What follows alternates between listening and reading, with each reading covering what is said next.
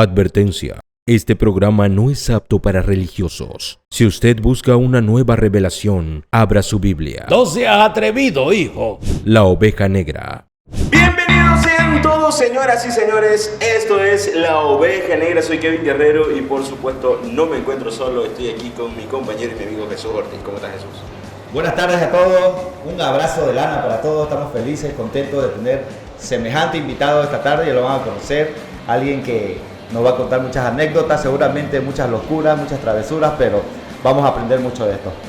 Aquí tenemos, así es, señoras y señores, tengo el placer y el honor de poder dar la bienvenida a nuestro compañero y amigo Gabriel Rosales, el pastor Gabriel Rosales. ¿Cómo están a todos? Saludos en el podcast. La verdad que feliz de estar acá con Kevin y Jesús, dos grandes amigos con varias anécdotas, bastantes años de convivencia y estar acá, ser invitado en el programa 11, hubieron días antes que yo, entonces feliz de que por fin haya marcado el mensaje. Gracias, Kevin, por la invitación. No. O sea, en realidad lo que pasa es que nosotros queríamos, pues, le estamos preparando cosas, ya voy adelantando a la gente, y queríamos pues estrenarte con un nuevo set, pero dijimos no, ya no lo podemos dilatar más, así que venga nomás Gabriel y de una vez, porque ya el episodio número 10 fue en vivo, y la verdad es que grabado en vivo y fue todo un éxito, a la gente le gustó muchísimo y seguramente vamos a estar haciendo más episodios grabados en vivo.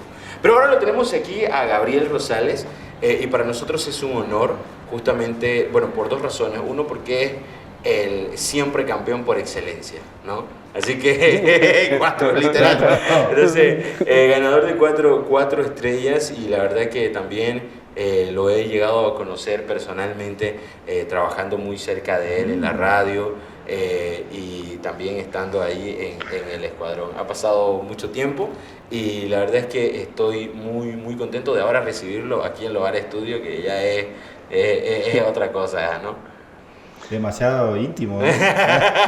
varias anécdotas. Kevin trabajaba, a Kevin lo conozco de unos 16, 17 años, unos 30 kilos atrás. 17 años.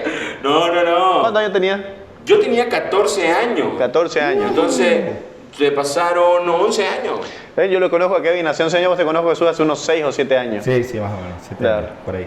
Lo conocimos en la versión emo de Jesús, después le vamos a estar publicando la foto. Con el cabello y tenía sus poleritas con manga acá tipo Beetlejuice, blanco con todo eso. Aquí en 40 grados Santa Cruz, el manga larga. No hay evidencia de eso.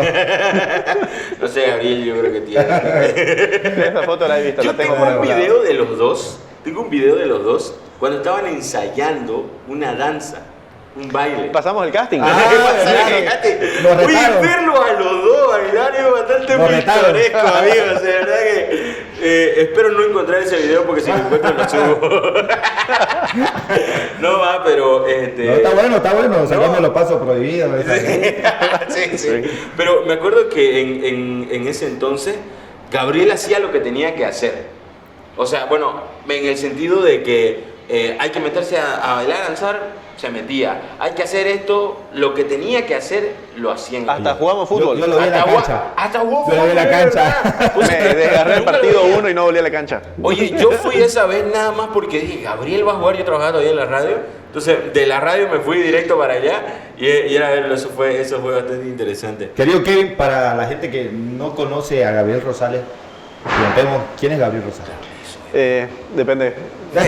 Depende de quién pregunte. Depende de quién pregunte y de para qué. Bueno, soy Gabriel Rosales, soy boliviano, nací en Santa Cruz, tengo 33 años, soy del 89, soy ingeniero industrial con un máster en administración de empresas, felizmente casado con 2 hijos de 1 año y de 1 semana. ¡Ah, qué bonito! 3 años de casado, trabajo en casa de oración, soy subgerente. Trabajé en la radio, trabajé en producción, ahí es donde lo conozco a Kevin, y soy pastor hace 1 año. Pero vengo estando parte del Ministerio de Jóvenes del 2016 o 2017, cuando lo conocí a Jesús. Fuiste vocero del Escuadrón Pastores. Fui vocero del Escuadrón Pastores, fui colaborador de Bianca en la primera estrella, mano derecha, y después me tocó ganar 3 solos, y nos retiramos para no seguir acumulando y darle la oportunidad a otros. Oye, qué súper, ahora que queda como que tu currículum, digamos, prácticamente ahí tu hoja de vida, y bueno, de todo eso, además, Gabriel Rosales, hijo o nieto del apóstol Melitón Rosales, hijo del apóstol Moisés Rosales, pastores principales de Casa de Oración. Y aquí es donde entramos. Así como eso. Respira. Sí, aquí es donde entramos en esa área. Los hijos de pastores. Los HDP. Los HDP, hijos de pastores. Eso, oye, es un tema que se ha dado mucho tiempo, ¿no? También y han dado mucho de qué hablar los hijos de pastores. Tenemos anécdotas. No, en realidad creo que el problema de ser hijo de pastor, en mi caso inicia desde ser nieto de Melitón Rosales y bueno, éramos 2 nietos en su inicio y yo era el que paraba con ellos. El tema viene con el estándar o la vara alta de la gente, donde más o menos espera que uno no sea niño, espera que uno ya venga con las alas ahí tranquilo en la congregación, acostumbrado a escuchar prédicas, el que no tiene amigos, el que no corretea, el que no rompe nada, el que no lanza una granada en el colegio, o sea, todas esas cosas de las que la gente... lanza una granada en el colegio? Oye, a ver. Esa es una anécdota. A ver, yo vine a vivir a Bolivia de 9 años, yo vine a cuarto básico. ¿Naciste en Argentina? No, nací acá, me crié en Argentina porque mis padres eran estudiantes. Ah, ok. Mi madre no acabó los estudios, mi padre sí acabó, pero mi madre se dedicó a ser madre de tiempo completo, de 2, como yo tengo ahorita 2, un hombre y una mujer. Y de ella nos tocó venir de un momento a otro de la tranquilidad de Argentina, donde mi padre era un estudiante, mi madre era una estudiante, no había ese estrés comunitario, ese estrés social, no había una presión. Cuando yo veía a mi abuelo, veníamos diciembre, enero y a veces febrero a compartir con mis abuelos, veníamos a convivir con la iglesia, pero tampoco tengo muchos recuerdos, quizás en mi infancia hasta los 5 o 6 años. Cuando vengo a vivir, ya había el problema de que, por ejemplo, íbamos a un retiro. Ajá. En el retiro uno pasaba jugando con los amigos, algo así, y no faltaba el hermano que decía, debería ser diferente el nieto del pastor Melitón, en ese tiempo pastor. ¿Cuántos años tenías? No, tendría 8 o 9 años. No, pero ya te exigían que seas diferente. Ya esperaban que uno fuera maduro y que no se divirtiera quizás con la dañinera. Entonces, ¿cuál era el problema? Que siempre me gustaron los amigos sin vergüenza, los amigos que te hacían pasar vergüenza, o no te hacían pasar vergüenza, que hacían las cosas sin miedo. Entonces no faltaba que vos te enterabas que un amigo le pegó a otro niño de la iglesia y uno por estar ahí, culpa del hijo del pastor. Entonces más o menos como que, a ver, la mayoría de los hijos de pastores creo que tienen mucho miedo de que los traten. Yo tenía miedo de que los traten, pero no me privaba de dañinear. No me privaba de decir, me voy a subir al árbol, le voy a hacer esto a un amigo. No me privaba. Trataba de hacerlo de la forma más cauta posible, como para que si pase algo, no haya la tratada de por medio, digamos. Trataba que la travesura sea leve, digamos. Sea leve o sea privada. Pero de esa camada de amigos que tenías, ¿te acordás de alguno? ¿Todavía sigue ahí en la iglesia alguno? Ninguno. O sea, si hablamos de esa camada de muchachos, de menores de 10 años, de 12 años, o si querés menor de 15, que es cuando empiezo más o menos a interactuar más con la iglesia, tenía un amigo, Moisés se llama igual, creo que Kevin lo conoce. Sí. Y la verdad con él pasaban todas, digamos. Con él pasaban porque él era el que era impulsivo, de un momento a otro veías que le pegaba a otro, justo el que le pegaba era hijo de otro pastor, entonces ya estaba de por medio uno en todo eso, en esa incomodidad. Sí, era un asunto, ¿no? ¿Te ha tocado agarrarte a piñazo? Nunca. ¿Nunca? Nunca he peleado. Pero estabas ahí en las peleas. Presente. Siempre estaba ahí para ver. Te gustaba disfrutar de la pelea. Tengo una anécdota, A ver. pero que ya es más grande, que mi familia, mis padres se fueron de retiro. Mis padres se fueron a un retiro de sanidad interior, quiere decir que no estaban en la ciudad. Ajá. Yo tendría unos 21, 22 años, si no es un poquito más. No estaban mis abuelos, no estaban mis padres, no estaban mis tíos. Yeah. Yo estaba a cargo de la casa y no importa, estaba María José, digamos, María José no salía, se quedaba. Y ahí yo me fui, ese día aprovechando, me fui con unos amigos, en movilidad tendría unos 22 años. Me fui con unos amigos, llamo a otro amigo y le digo, ¿qué planes hay hoy en la noche? Entonces me dice, vámonos para tal lugar, fuimos a un boliche, no me gustó porque... Para aclarar, en los boliches yo no bailo, yo no bebo, me gusta el ambiente, o me gustaba el ambiente. Bueno, el tema es que fuimos de un boliche, fuimos al otro, Y como que estaba todo muy tranquilo, entonces un amigo me dice, vámonos a la graduación de Luboldi, ahí en la feria exposición. De paracaídas. De paracaídas, y era una promoción que tenía más mujeres que hombres. El tema es que estábamos ahí, era yo y 3 amigos más, por tema de privacidad y de que no les vayan a pegar ni nada, no diremos nombres. Bueno, el tema es que en todo ese movimiento, un amigo le tira un cabezazo y le rompe la nariz a uno de los que estaba en la promoción esa. No. Era un tema de peleas anteriores, de rayas que tenían. Mis amigos estos no eran de la iglesia. Y en lo que le pega el cabezazo, nos rodea la promoción. Entonces éramos 4, y de un momento ya faltaba uno, éramos ya 3. Ya éramos 3. Y nos empezó a rodear la promoción. Entonces dicen, les vamos a pegar, pero eran unos 20. Mierda. Éramos unos 20, de los 3, 2 no peleábamos. Uno sí, y todos acá nosotros, vámonos, le decíamos, no, tranquilo, nosotros podemos, no nos podemos. 20 contra 3. Fue de esas cosas donde tuvimos que correr para salir del salón de la feria de exposición, tratar de encontrar la primer puerta para subir a la movilidad y para salir. Miércoles. Y lo peor que yo decía, después me pegan o pasa algo, no hay quien vaya a la clínica a ver la cuenta.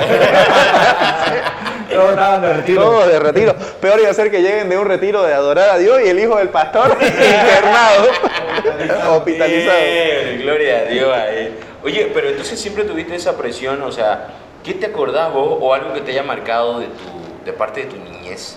De esas veces que los pastores o la congregación esperaba que vos hicieras o cómo te comportaras y todo. ¿Qué crees vos que alguien que te dijo algo que te marcó o que hicieron algo y te marcó? En sí, como te decía, en los retiros. Creo que la mayor convivencia era en un retiro porque van más niños, todo eso. Y al final no falta el niño como que se acerca al sobrador o algo, y yo al tener amigos que eran más sinvergüenza, había una que otra vez su manazo, su empujón, así como para poner orden todo. Y una vez pasó que se acerca la mamá de un niño, unos 12, 13 años, y le dice a mi padre, hay 2 chicos ahí en la casa, en la zona de la casa pastoral, que son unos abusivos, le dice. Que le pegaron a mi hijo, que hablan malas palabras y todo eso. Le malas palabras no he sido yo nunca. Claro. Entonces le dicen y nos señalan a mí, a mi amigo. Y entonces ahí mi padre le dice, es mi hijo, le dice. Entonces la hermana, para empezar, no supo dónde meterse, creo que pasó una vergüenza. Y a mí me tocó una charla del otro lado de por qué después quedamos mal, sos parte de la familia. Y esa presión innecesaria de decir, sos Rosales, tenés que venir a portarte bien porque, bueno, la gente viene y habla. Y es algo que uno fue acarreando hasta ahora. A tu abuelo lo conocen de todos lados, ¿no? Y eso fue casi como que siempre, el pastor Melitón. O sea, de hecho uno se sube al taxi, al micro y casi todo el mundo sabe quién es el pastor Melitón. El que lo escuchan al mediodía. Y lo escuchan todos, cristianos, católicos, mundanos, tradicionales, todos. Entonces, eres el nieto del pastor Melitón. Una vez me subí yo a un taxi, Ajá. ya que mencionaba, y me decía, ¿dónde va? Allá a la Alemana Tercera Avenida, a la Avenida Apolo. Ahí donde el exjugador Melitón, me dice. Sí, la verdad. El que es pastor ahora. Entonces, como dice Kevin, todo el mundo lo ubicaba. Sí. Eso es bonito, ¿no? ¿Cómo era en el colegio eso? En el colegio hubo sus diferencias. Yo salí casi salgo de Cristo Rey, pero casi. Hice gran parte de mis estudios en Cristo Rey. Y por ejemplo, cuando había joda, habían fiesta, había algo más o menos, era como que no le avisen a él porque es el hijo del pastor. Ajá. Era más o menos como si a uno no le gustara o como que uno lo fuera a vender y todo, digamos. Ajá. Entonces, si bien no era de una forma directa, uno se entera todo, ¿no? Claro. Ahora, indistinto, mi reacción me daba igual, me parecía boludo. Si se puede decir en el programa, me parecía tonto.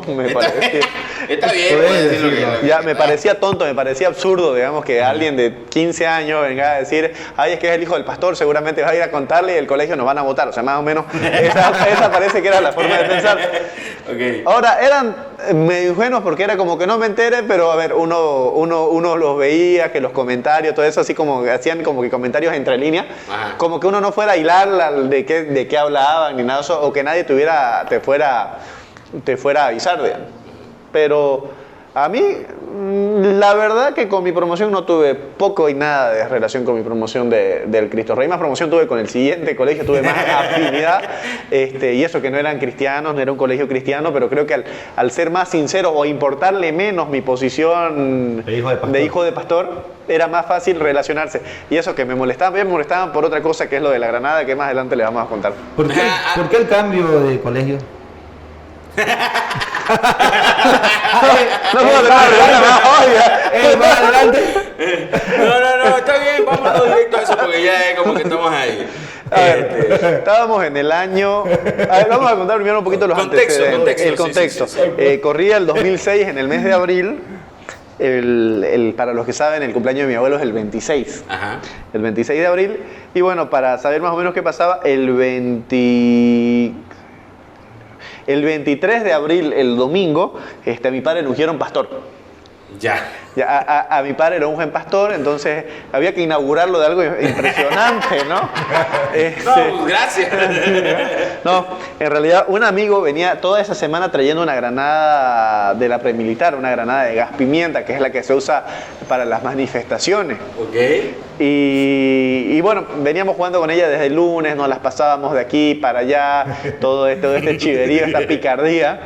Y ya en uno de esos pases, el día miércoles, cumpleaños de mi abuelo, tipo 11 de la mañana, acabamos de volver de recreo, estábamos pasando la materia de inglés tengo bastante claro algunos recuerdos justo estaba hablando la profesora de que, chicos, por favor, pórtense bien, ojalá que este año todos se gradúen juntos, son una buena promoción, no tengamos sobresaltos, y hubo sobresaltos a los minutos que dijo eso. En una de esas jugadas de los pases se sale el seguro, o lo sacamos el seguro en el juego con un amigo. Entonces la granada explota dentro del curso y una parte sale al centro del... O sea, pero era en el mismo aula donde estábamos pasando clase de inglés. Y en medio de la clase de inglés se abrió. Ok. Y ya, se abrió y una parte salió por la ventana o alguien la lanzó por la ventana. Bueno, la profesora no acababa de decir, chicos, ojalá acabemos todos, que agarró y salió y se olvidó del curso. Claro, fue la primera en huir. Ella lo vio y dijo, en la siguiente escena no había la profesora. Entonces ya... ¿Profe? Fue una buena promoción. Entonces ya tocó que todos salimos y demás. Bueno, para poner en contexto, tengo un amigo que era hijo de pastor en una de las iglesias hijas. Y él también hacía la premilitar. ¿Él qué hacía? Las abría las granadas, pero no por el seguro, sino las abría por la mitad y sacaba el polvo. Okay. Entonces, ¿cuál era la ventaja del polvo? Vos te ponías en el dedo, le tocaba a alguien la cara y le empezaba a inflamar la zona y le empezaba a arder. Y si se echaba agua, se ponía súper rojo. Entonces, había esa picardía de que yo sí sabía qué era lo que pasaba. No en la magnitud de lo que significaba que esa granada se abra en el colegio. El tema es que terminamos... corriendo todo, era una avalancha de los alumnos bajando por las escaleras, supongo que todos ahí, todo un escándalo, toda la gente llorando, toda la gente llorando, llegó la policía, los bomberos, los medios de comunicación. Ahorita pero, o sea, se hizo bastante grande. Se hizo bastante grande. Me dedicaron una página al periódico para lo tenés guardado. De que no. En serio, me lo va a pasar. Dice, una granada de gas explotó en el colegio Cristo Rey y causó pánico. Noticia del 27 de abril del 2006, jueves, El Deber. No, o sea, el día del cumpleaños de tu abuelo. Cumpleaños número 60, teníamos un almuerzo familiar, llegaron, nos buscó, no me acuerdo si mi tía Dolores. Sí, la tía Dolores nos buscó, nos fuimos primero a su casa y de ahí llegamos al almuerzo familiar, entonces hasta ese momento nadie sabía que había sido yo. Pero todos sabían que había pasado. No, obvio, ¿cómo no sabía que había pasado en el colegio? Pero nadie sabía porque yo no había dicho nada a nadie. Entonces empezaron a hablar y en toda esa charla empezaron mi padre, mi abuelo, mi tío, todo eso. ¡Qué vergüenza! Ese niño debe estar mal, ¿cómo va a haber hecho eso? ¿Cómo puede pasar eso en este colegio? ¿Dónde están los padres de ese muchacho? Entonces estábamos con toda esa charla cuando yo ya levanto la mano y le digo, bueno, mañana no voy a ir a clase. ¿Por qué? Porque yo estoy parte de todo lo que pasó. Yo fui parte Yo fui parte de esos de chicos, de donde está su padre. Yo soy del staff. Entonces me acuerdo que empezaron a como que ya querer tratarme, y ya mi abuela, la profeta Gladys, se encargó de sensibilizar el momento, así, se le agradezco mucho, porque fue esos momentos donde empezó a acordarse de todas las cosas que habían hecho mis tíos, mi padre y mi abuelo, como para que no quede yo todavía del único maleante de la casa, digamos, ellos también tenían historia. O sea que la profeta empezó a contar algunas travesuras de tus padres, de tu tío, para suavizar el momento. Como para suavizar el momento. Bueno, el tema es que al día siguiente tenían reunión de profesores y bueno, mi padre manda una carta antes de la reunión de profesores diciendo que por motivos personales y familiares me retiraban del colegio. Entonces, cuando ellos llegan a tener la reunión, yo no era alumno de Cristo Rey. No tenían derecho a un libro rojo o alguna nota o algo que pudiera perjudicar mi futuro. Okay. Entonces quedé limpio, impune, me mandaron a un colegio doble escolaridad el resto del año. Ahí tuve más convivencia con amigos, como decía, al no ser un colegio cristiano les importaba poco quién era yo. Me decían Bomberman o Chico Bomba. Oye, pero... Esa fue tu chapa. Oye, pero, de ahí cómo fue, digamos, o qué fue la reacción de tus padres y vos, digamos, de cómo te sentías, porque te he escuchado en alguna prédica, o no sé si fue en una de esas veces que papi iba a la oficina a contar la cosa, de que fue un medio de comunicación a la iglesia. Sí, mira, a ver, como familia creo que lo manejaron bien, creo que fueron buenos. Ajá. No fue como que me mandaron al paredón o como que me castigaron, nada, digamos. Ajá. Si bien sí hubo su culpa de parte mía en el sentido de que, mira, Ajá. ¿Qué te puedo decir? Exacto. La fregué. Creo que lo manejaron bastante bien, bastante tranquilos. Mi padre serenamente me dice, ok, tenemos que ir buscando colegio. Encontraron plaza en un colegio porque justo habían votado alguno. Entonces yo entraba perfectamente en ese lugar.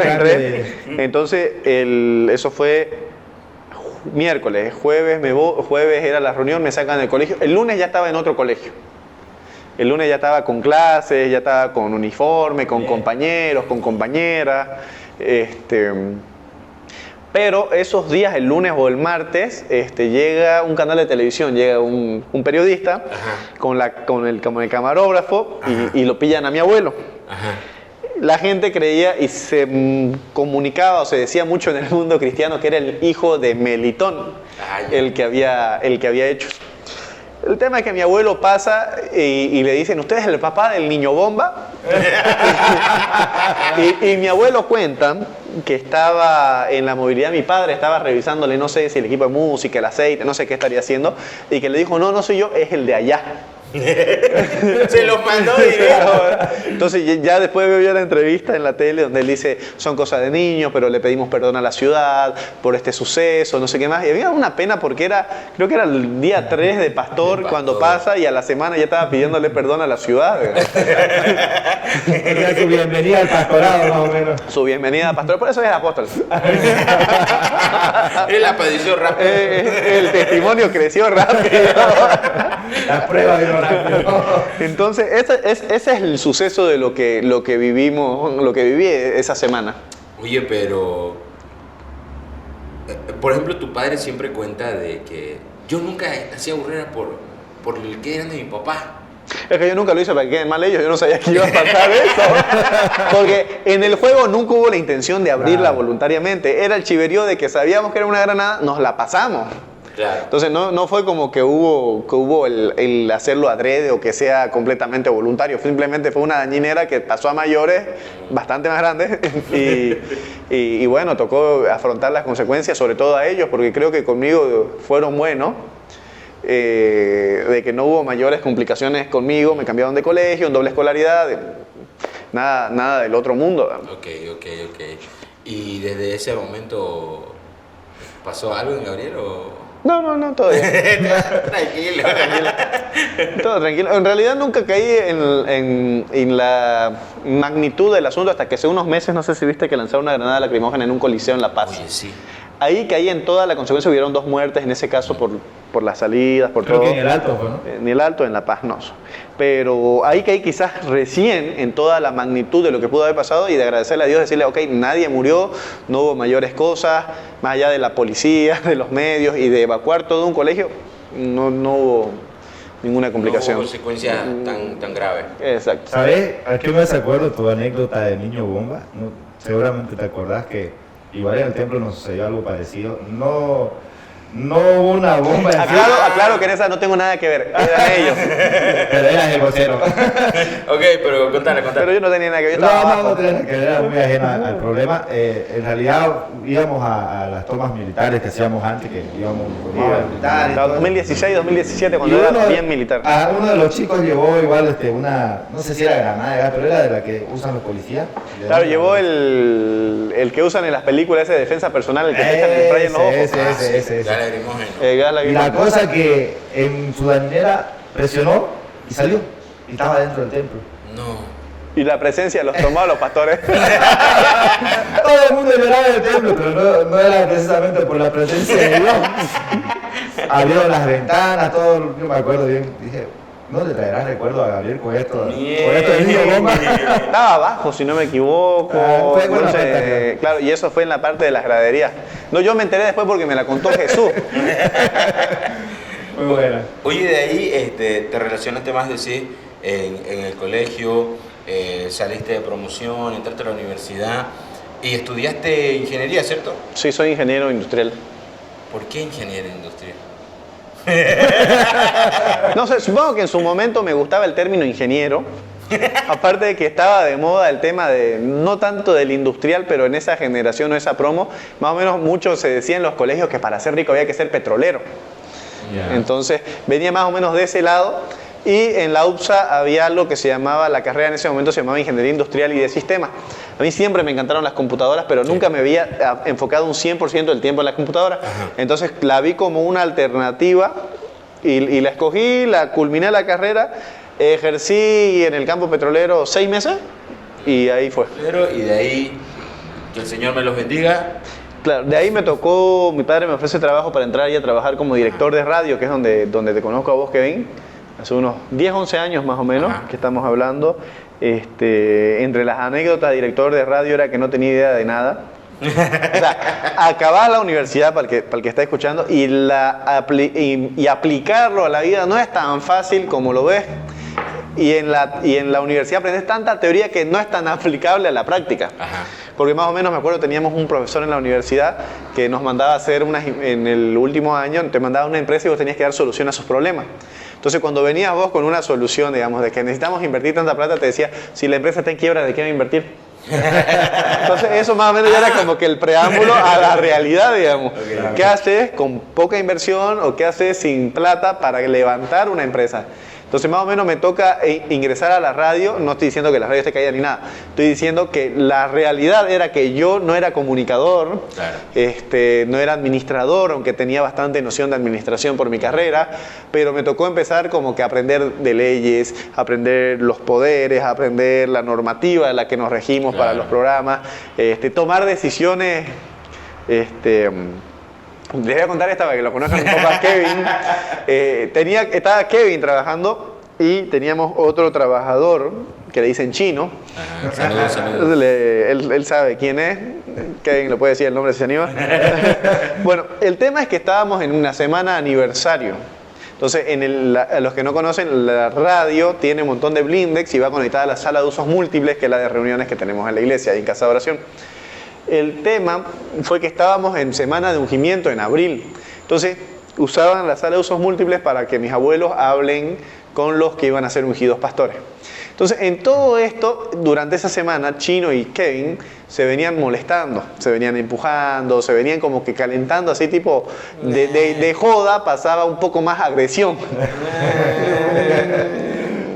Ya le pego con Bueno, tu versión. entonces, si Kevin dice que pregúntenle por qué le rompieron la nariz.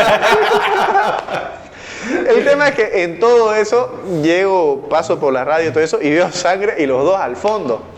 Se habían jocheado, se habían calentado el ambiente y a Kevin le dieron un cabezazo, ¿no? Le dieron un puñete, un cabezazo, un cabezazo. A él le rompieron la nariz.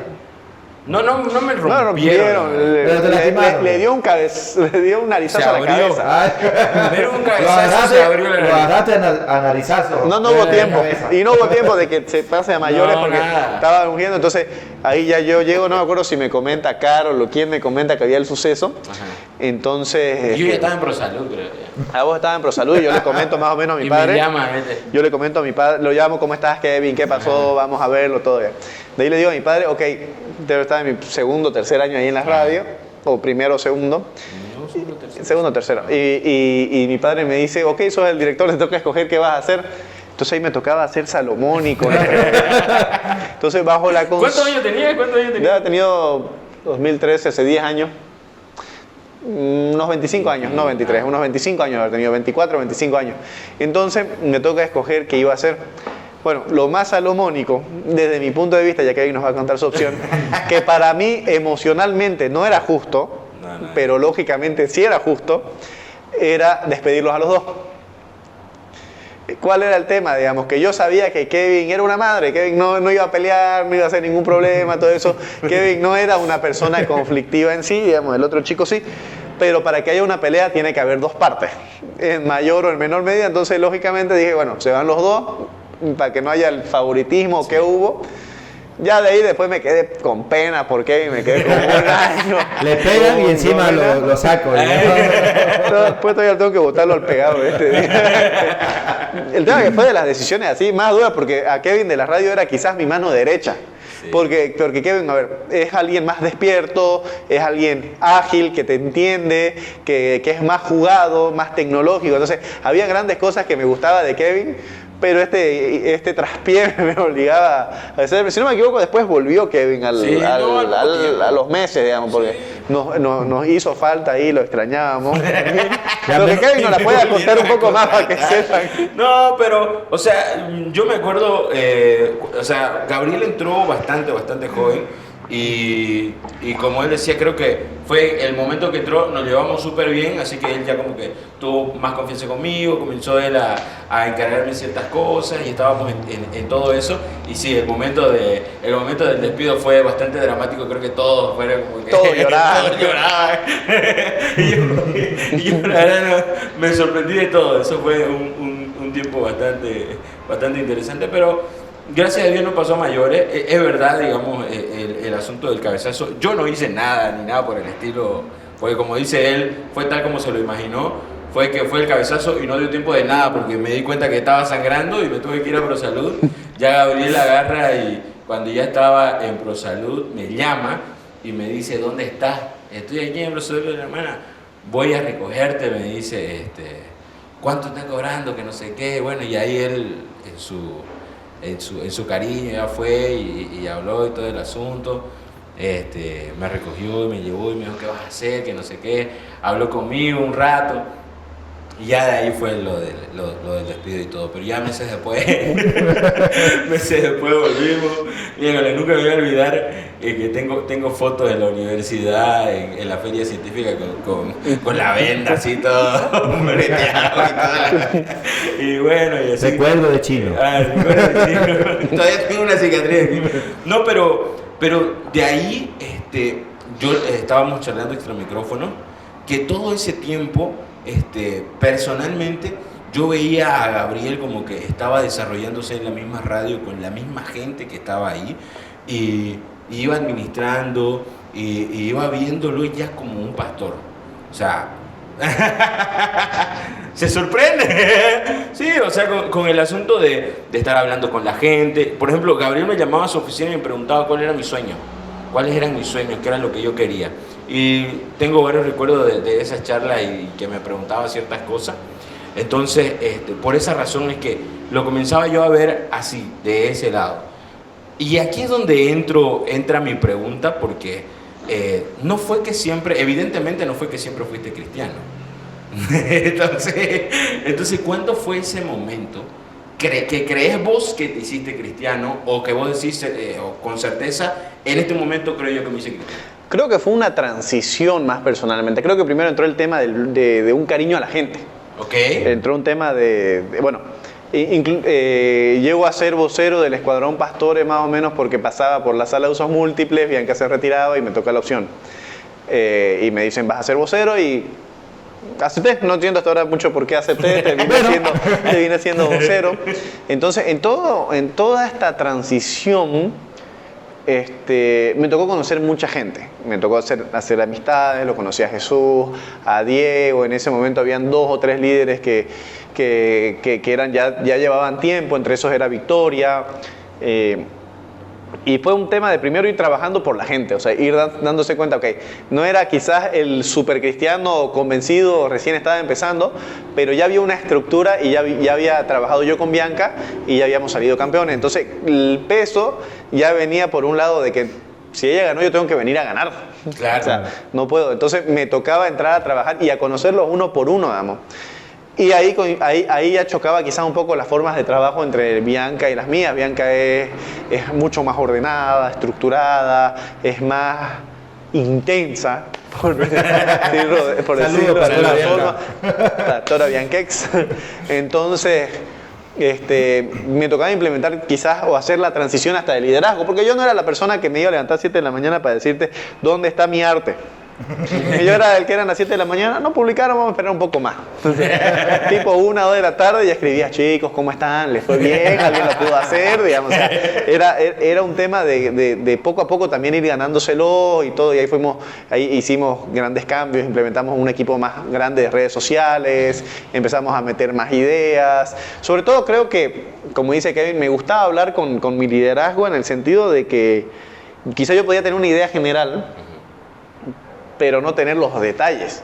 Entonces, ¿yo qué hice? Traté de rodearme de gente que sea bueno en los diversos rubros.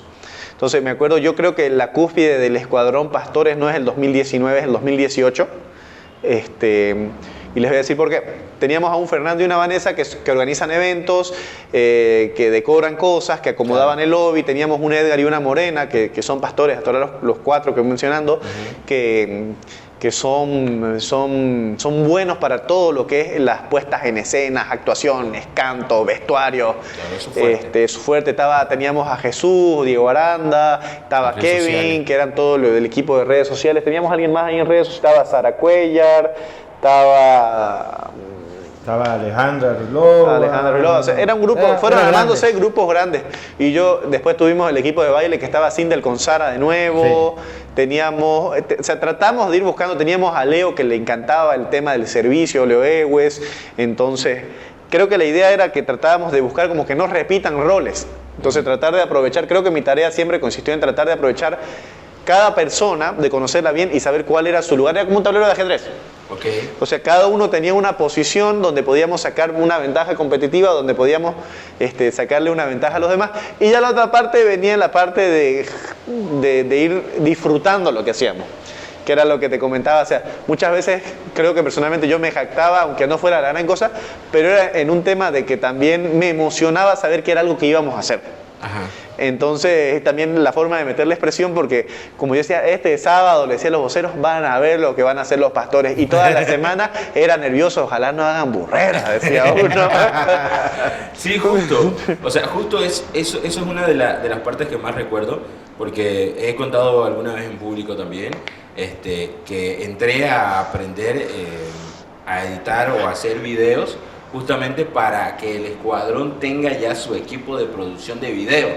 Entonces ese era, y justamente Gabriel fue el que pagó esas clases de edición de video y todo el asunto. Entonces yo me acuerdo de los primeros videos, viejo, qué vergüenza, brother. ¿Sabes qué? Yo le decía, mira, esto fue lo que hice, le decía a Gabriel. Y Gabriel, ¿sabes qué? Iba donde su padre, viejo. Mira, papá, lo que hizo Kevin, que no sé qué, está espectacular. Yo, viejo, veía esos videos y decía, no le mostré eso a tu padre, no, está espectacular, que no sé qué. Y era un asunto, uno creo que de gochear y otro de agarrar y meterte eso, incluso de hacértela creer. Porque eso lo hacía con todo el escuadrón. O sea, a todo el escuadrón iba a hacer algo, está buenísimo, que no sé qué, y a todos los chicos les decía, está buenísimo. Y todos los chicos, sí, está buenísimo. Entonces, ya los chicos de una iban todos con esa actitud de, no, lo que nosotros íbamos hacemos. bien convencidos. Ajá, sí. no, esa era la idea fenomenal, no había otra idea mejor que esa. Entonces, era un asunto. En esa transición fue que vos decís que te hiciste cristiano. En esa transición durante el 2016, tengo que ver bien el mes, creo que es del año, pero tiene que ver con el 2016 la transición creo que en la búsqueda de que, porque siempre, si bien no era cristiano, siempre tuve el miedo de que todo lo que hagamos sea para Dios. Ajá, ok. Entonces siempre o buscaba algún consejo, ya sea con mi padre, con mi abuelo, con mi abuela, con mi madre, digamos, sobre si lo que hacemos se puede o no se puede, y llegamos a situaciones donde metimos un ataúd al templo. Sí. Que fueron de los momentos más icónicos, creo que el medio pueblo mayor el día domingo a las 10 de la mañana cuando entró casi se ha infartado. Sí, sí. Pero era un tema de buscar no manchar el nombre de Dios haciendo algo por hacer una puesta en escena, sino tratar de que al pueblo le llegue un mensaje. Y podamos, a través de cada cosa que implementábamos, llegarle. O sea, que podamos permitirle a Dios que les hable a través de lo que nosotros hacíamos. Y creo que ese era el éxito que teníamos, porque personalmente nunca los vi como competencia a los escuadrones. Okay. Creo que cada uno tenía su esencia, cada uno tenía su forma de trabajo, sus ideas y los que Dios le mostraba para hacerle las cosas. Ya creo que el ganar era una consecuencia de que buscábamos que todo sea bien hecho. Claro. Entonces era una exigencia interna. Nunca personalmente me comparé con ningún vocero. Siempre creía que si le ganábamos era porque Dios era grande, pero sí ganamos 3. Y en realidad siempre que ganábamos más lo sentía a veces mérito del escuadrón que en sí mío. Porque yo decía, yo encontré la gente, o Dios me ayudó a que encuentre la gente para los lugares donde deberían estar. Ya la puesta en marcha la hacen ellos, porque ellos son los que corren, los que editan, los que grafican, los que planifican, los que hacían los servicios de parqueo, de campamento, de camping, de la alabanza, los que ensayan, los que bailan. Por esas cosas también era que, a ver, nunca había bailado, me tocó bailar, lo hicimos con Jesús. Nunca había jugado fútbol, me tocó jugar fútbol con el escuadrón. O sea, tenía que estar metido también para ir entendiendo. Y creo que ese fue un gran acierto para agarrarle cariño a la gente. Gabriel, pero ¿no crees vos que ese es un don que tenés? Que quizás muchos te lo hemos comentado alguna vez en alguna oportunidad, el de ver en las personas el talento, el potencial y saber explotarlo o ayudar a que esa gente pueda crecer en esos talentos. Siempre lo vi como algo llamativo. Ahora, yo creo que Dios me mandaba a la gente para lo que quería hacer. Porque yo quería hacer una obra teatral, aparecía alguien que cantaba. Yo quería buscar una indumentaria porque quería crucificar a Cristo, que lo crucificábamos una vez allá en la Quinta. Aparecía todo, quién podía hacer el escenario, quién podía actuar, quién cantaba. Hasta las rameras llegaba. Que tenía talento.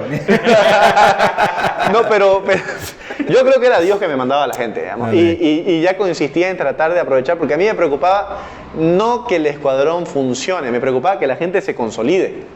O sea, que te llegue gente con talento y que vos lleguen y así como llegaron se vayan o se vayan a otro escuadrón y decir, pucha, no lo supe aprovechar en su momento o no supe canalizarlo para que su talento se lo enfoquen a Dios. A eso me refiero, Gabriel, con lo que te digo. Vos ya de cierta forma pastoreabas. No estabas ungido en ese tiempo pastor, porque ¿hace cuánto te ungieron? ¿Un año? Hace un año.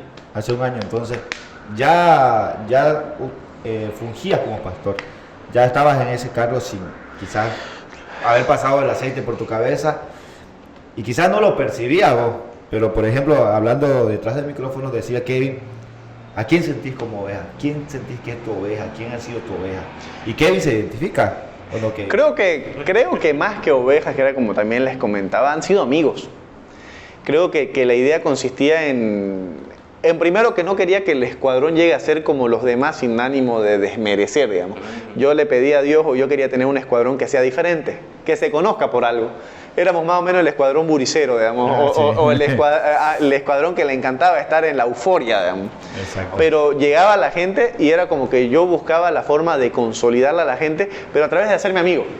A través de ustedes, entonces ya en la convivencia, en conocerlo, era que ya habían las lluvias de ideas, que vamos a hacer esto, vamos a hacer aquello, que todos nos íbamos como que complementando.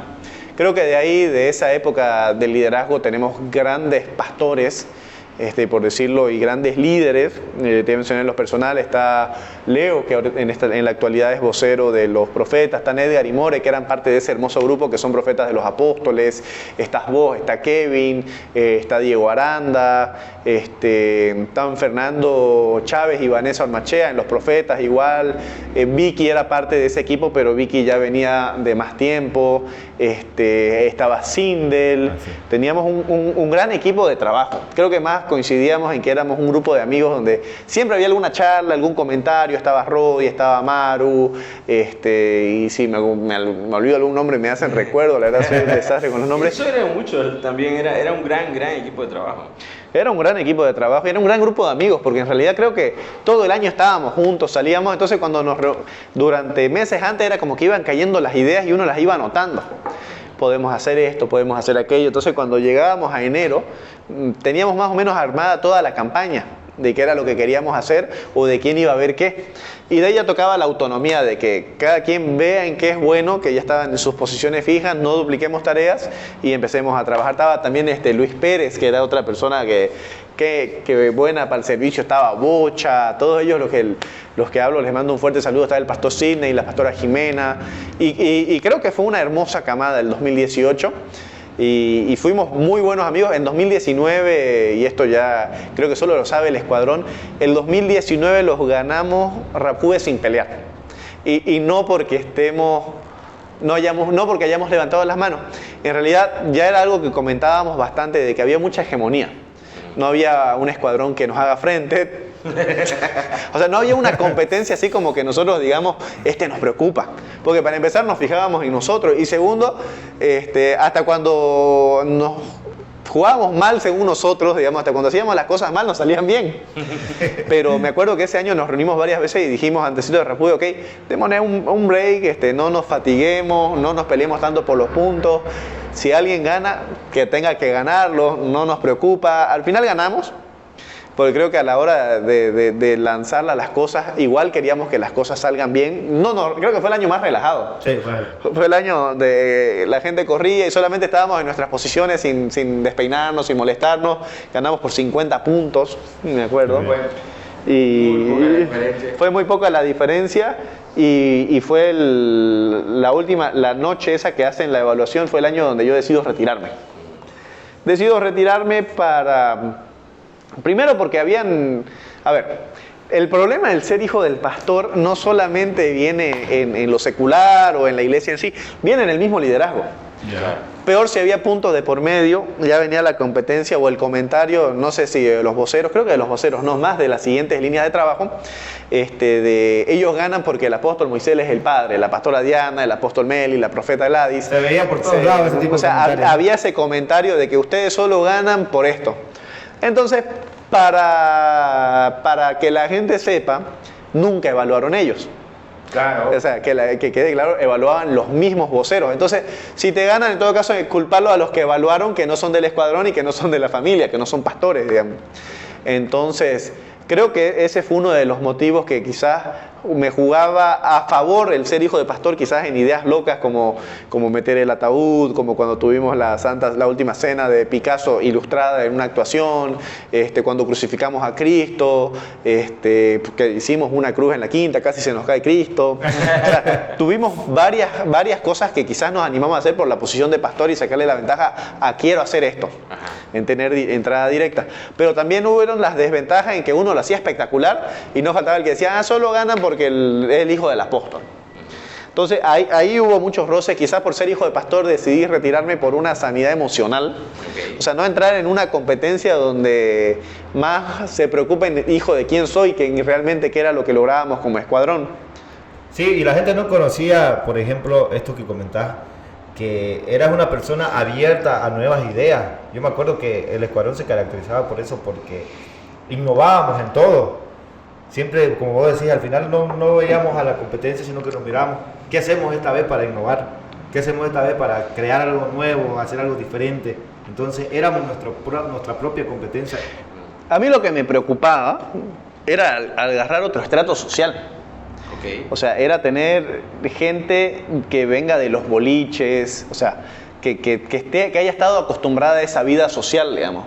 Quizás similar a la mía, de buenas universidades o universidades de prestigio, de los boliches, quizás de una vida social, de fiestas, todo, y que vea la necesidad de llegar. Entonces yo les digo, yo no quería ser cristiano, porque diferían muchas cosas con el liderazgo de esa época, de hace 10 años. Difería en el sentido de que, a ver, a mí me gustaban las fiestas, todo lo que era. Yo era más desenvuelto, entonces acá cuando venía uno y aparecía alguna pelada bonita en la iglesia, se achicopalaban. Claro, no era que le hablen, todo eso, las mujeres se ponían celosas, los hombres se escondían debajo de las sillas, o sea. Entonces yo quería para el escuadrón que nos llegue gente diferente. Claro. O sea, yo quería que nos llegue gente que es difícil de consolidar, como el que está acostumbrado a quizás irse a un boliche y pasar el fin de semana como el de tu derecha, como el de la derecha, todo. Entonces siempre tratábamos, y siempre cuando tratábamos de hacer una campaña veíamos la forma de ubicar distinta gente del escuadrón para mostrar la diversidad. Me acuerdo que aunque viera la pega todo el año, ir ubicando personas, hombres y mujeres, para que cuando hagamos un video tratar de hacerlo hasta medio internacional, que para el que lo vea en las redes sociales digan, yo voy a ser de los pastores ahí en la iglesia. Claro. Y esa misma euforia nos permitió consolidar a mucha gente, que Jesús deje de ser emo. O sea, tuvimos grandes logros, que creo que era lo que hacíamos, y era tratando de que sea atractivo para todo el mundo el cristianismo, y sobre todo que el escuadrón sea la herramienta. Entonces, mientras más gente nos llegue, nos costará consolidarlos, nos costará trabajar con ellos, pero Dios nos daba las herramientas y teníamos juntas, actividades. Era más tedioso quizás porque era gente que de un momento a otro se iba de viaje con la familia, tenían una boda, no podían faltar a la boda, entonces constantemente tenías que tratar de volverlos a tener conectados con nosotros, y era una forma, la euforia, era una forma, la fiesta, además. Sí, la verdad es que esa era una característica, que veías videos del escuadrón y siempre era gente diferente. Siempre era un asunto, y sí nos tomábamos el tiempo de trabajar en eso. Ya para ir cerrando estas últimas preguntas, casi que toda tu vida te dieron palabras de profecía. Toda la vida. Siempre, que se repita.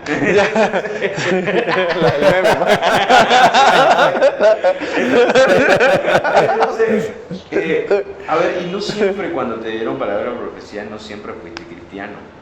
Entonces, eso todavía sumaba mucha más presión. ¿Cómo fue ese cambio? Porque ya después aceptaste a Jesús, comenzaste a ser cristiano, comenzaste a pastorear sin ser ungido. Y ahora acabamos de salir justamente de un evento en el que te dan mucha palabra profética también. ¿Todavía sentís esa presión o cómo lidias con eso? A ver, yo siempre estuve resignado a que tenía que ser cristiano. No, es que uno de niño sabe más o menos cuál es tu camino, para dónde vas. O sea, yo venía resignado. A ver, mis abuelos eran cristianos y quizás los mayores exponenciales de cristianismo para mi vida han sido mis dos abuelos, sobre todo mi abuelo.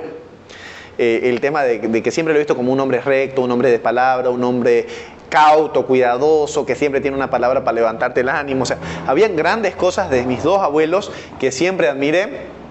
Siempre he dicho esto, digamos, mi padre era mundano, mi madre era cristiana, pero mi madre era un perfil más depresivo. Entonces era como que un lado que no me gustaba quizás ver del cristianismo, porque quizás a mí muchas veces me chocaba el tema de voy a orar para que Dios se encargue, digamos. Entonces esa parte a mí me chocaba bastante del cristianismo, el decir voy a entregárselo a Dios. Ahora entiendo que obviamente tenemos que entregarle las cosas a Dios, pero también hay de su parte un trabajo que tenemos que desarrollar. Entonces mi padre, ya cuando mi padre se vuelve cristiano, ya ahí fue la resignación total. Ya no había un margen como para hacerse lopa, digamos, el desentendido. De ahí siempre hubo palabras, y siempre es como cuando me subían al altar y me decían vas a hablar a millones, esto te va a quedar chico, y no había 5.000 personas, y uno dice, ay, Dios mío, seré yo el de atrás. Pero siempre hubo ese miedo, porque que siempre se ha dicho, o sea, es grande lo que hay, y ya la vara en sí es alta porque tenés que mantener algo que viene bien trabajado por más de 45 años. Creo que otra parte que afecta en el tema de que uno le quiera huir es el ver lo que sacrifica uno como pastor. Como hijo de pastor, quizás, si querés decirlo, en el sentido de que, a ver, el meme que dice cuando ya acabó el culto y sos el hijo del pastor y ves al niño sentado en la silla, o sea, siempre están metidos en la obra. Entonces, de alguna forma, el hijo al acompañarlo te aburrís, o te dejan en casa, o estás con hambre y justo estás en una consejería, la consejería se tornó más larga, estás en un congreso y estás todo el día en la iglesia. Yo ahora lo veo porque Sofía tiene 1 año y en Activación Profética Sofía ha estado unas 12 horas el viernes, unas 12 horas del sábado en la iglesia. Gracias a Dios ella tenía donde dormir, o sea, todo. Pero de yo pensar ahora del lado del pastor y que tiene hijos, decir, quiero que se críen acá. Y quizás Sofía y Mariano no lo vayan a entender, porque yo para el año de Activación Profética tengo que ver cómo les llevo como una guardería para allá, para que no se aburran. Claro, ahora ya estás del otro lado, ¿no? Ahora estoy del otro lado donde sí quiero que se críen en la iglesia, digamos. Y quizás ellos no lo entiendan, quizás ya después les tocará estar en el papel del hijo del pastor, digamos. Ya nos tocará estar del lado acá del que te enteraste que les pasó algo, hicieron algo y entenderlo y tratar de hablar con ellos y recordarle, yo era así, decirle, o sea, yo también odiaba ser hijo del pastor, pero ¿qué tal? Yo ya soy pastor. Esta es tu vida.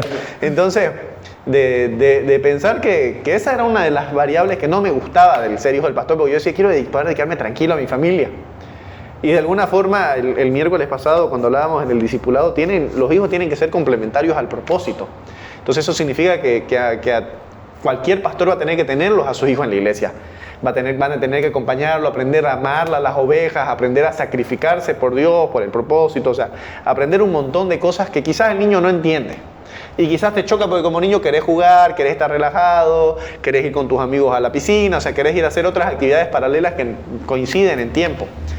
Y referente a las profecías, ha sido creo más un tema del miedo que te puede generar ver 46 años de historia, 45 años de historia y ver todo lo que se ha logrado y uno ponerse a pensar hay que mantenerlo o hay que superar, porque aparte de eso uno viene con las palabras y todos dicen aún mayores cosas va a hacer y uno dice y yo creo que ya he visto todo en esta iglesia y todavía tengo que hacer más. Entonces creo que es una de las trabas o las limitantes que uno ve, que te limitas vos, no lo limitas a Dios. Entonces, en tu humanidad vos te ves y decís, lograr tantas cosas, la convocatoria, el Ministerio de Jóvenes, el Ministerio de la Familia, 1000 personas acá, 1500 personas en un retiro de sanidad interior, 200.000 afiches en una actividad de evangelismo, 6000 en un Rapube, traer bandas de todo el mundo, adoradores, predicadores, y todavía tener que estar al nivel de la prédica, porque también viene una exigencia espiritual, viene una exigencia de preparación, de lectura, de ayuno y de oración. Creo que todas esas cosas sí dan miedo. Si nos lo mostraste así, claro que sí. Claro. O sea, a ver, claro que sí. Y es un asunto, ¿no? Porque si lo estás expresando como es. Esta es una de las iglesias más grandes de Bolivia, digamos. Y es un asunto porque estos 46 años, Papi Meli, el primer apóstol de Bolivia, es un asunto. Entonces mucha gente no lo ve con esta capacidad. Entonces ahora que ya sos pastor, ahora que ya estás ungido, que ya te vemos más en los discipulados, y ya te vamos a estar viendo más tiempo todavía predicar, ¿cómo estás asimilando ya todo esto? Resignado. No, resignado en el sentido de que... ¿Pero crees realmente que Dios va a cumplir todo eso que te dijeron? Creo que Dios lo va a hacer, personalmente. Creo que uno lo va postergando en el miedo, en la inseguridad, pero también llegan momentos donde como que toca irse lanzando y son momentos como que cuesta tomar la decisión. Creo que muchas cosas se han ido logrando, muchas cosas he ido aprendiendo, cambiando, si querés decir, pero que falta mucho por hacer, digamos. Ahora sí hay un tema de que la expectativa te puede jugar muchas veces en contra, porque es como el futbolista, digamos, cuando te llegan a traer una estrella joven y tenés 50.000, 60.000 personas que esperan que a la primera le salga todo y los ves años peleando como para adecuarse. Más o menos lo mismo es acá. O sea, es ir viendo, estando, pero aún así la expectativa hay veces como que vos vas y más o menos como que tu primer prédica irás a sanar enfermos. y da a resucitar a alguien. Entonces viene que como hijos de pastores venís con una carga adicional y un beneficio adicional, que venís de una plataforma donde toda tu vida has escuchado la palabra, pero que mucha gente también que te ha visto crecer espera que uno logre grandes cosas, pero como de arranque. Claro. Entonces, de que se va a cumplir y Dios lo va a hacer, lo va a hacer. De que toca remangarse las mangas y empezar a trabajar y prepararse y todo, tal cual. Pero esa es mi historia. Ese es un asunto. Creer que el que lo hace es Dios. Es lo que le decía Jesús. Te limitas mucho a tus características o a tus capacidades. Entonces, cuando uno se pone a pensar, porque vos decís, va a hablar frente a millones, y uno va y en la hablada a millones o a miles, digamos, y todo eso, uno se siente tímido, es como que se ve cada vez más inalcanzable el sueño. Y quizás el camino es lo difícil porque uno sabe que es tiempo y quizás la primera vez no sale, la segunda tampoco, la tercera dura una prédica 20 minutos, o sea, son varias cosas que quizás te van pasando en el camino, como que te vas desmotivando vos mismo. Claro. Como que tu cabeza te dice, mira, si no lograste ni media hora, entonces, ¿cómo esperás ir a hablarle a miles? Entonces, claro, son luchas internas que uno va teniendo y uno tiene que aprender a sobrellevarla, y la expectativa es intensa. Buenísimo. Oye, la verdad es que me encantó esta entrevista. El costo del llamado. El costo del llamado, es una. El costo de ser hijo del pastor. El costo de ser hijo del pastor. Oye, gracias Gabriel por aceptar la invitación, por estar acá, y siempre es un gusto charlar con vos. Bien, gracias Kevin por estar acá en este 11º programa, 10 años. Pero honrado de poder estar acá y poder contar un poco más de otra perspectiva que quizás nadie habla o que no es comúnmente expresada, porque creo que los hijos de pastores, si bien todos debemos tener quejas del pastorado de nuestros padres, tampoco es que queremos hablar del pastor, digamos. Tampoco queremos nosotros que nuestro comentario quizás perjudiquen. Y ahora que veo, por ejemplo, yo veo un montón de hijos de pastores y yo los veo pobres chicos. No, o sea, bueno en el sentido de que van a criarse ahí, pero los que les va a tocar vivir a cada uno de ellos, ver el sacrificio de los padres, quizás a veces sentirse puestos de lado, o incluso ver cómo, por ejemplo, entre las anécdotas que puedo tener, el ver, por ejemplo, y estas se las voy a contar, mi madre daba consejería a una chica que la grababa y después exponía el consejo. Wow. Entonces, darte cuenta, vos ponerte del lado a pensar de que, aparte que no estás con ella, porque ella está dando consejería, les está dando tiempo, sabes que a ella le cuesta, que muchas veces les ayuda económicamente, les ayuda con víveres, está dispuesta a contestarles el teléfono tarde en la noche, y ponerse a pensar que después aún así hay gente que te llega a traicionar, es como que algo que uno lo pone a pensar y dice, pucha, es mucho el sacrificio quizás para el premio, pero el problema es que nos fijamos en los hombres para ver la retribución, cuando en realidad tenemos que aprender que es Dios el que paga por todo lo que hacemos. Había una frase que siempre me gustó que dice, llegará el día que las ovejas negras cambien el mundo. Y yo cómo lo interpreto, como el día que la gente que piense diferente se anime y logre cosas, va a cambiar la sociedad. Entonces, por eso es que a mí personalmente me encanta el nombre, porque era lo que queríamos hacer con los pastores, ser los diferentes del rebaño, como es este rebaño de ovejas negras. Con esto nos despedimos, señoras y señores. Soy Kevin Guerrero, Jesús Ortiz, Gabriel Rosales con nosotros. Esto ha sido La Oveja Negra. Un abrazo de lana. No seas atrevido, hijo. La Oveja Negra.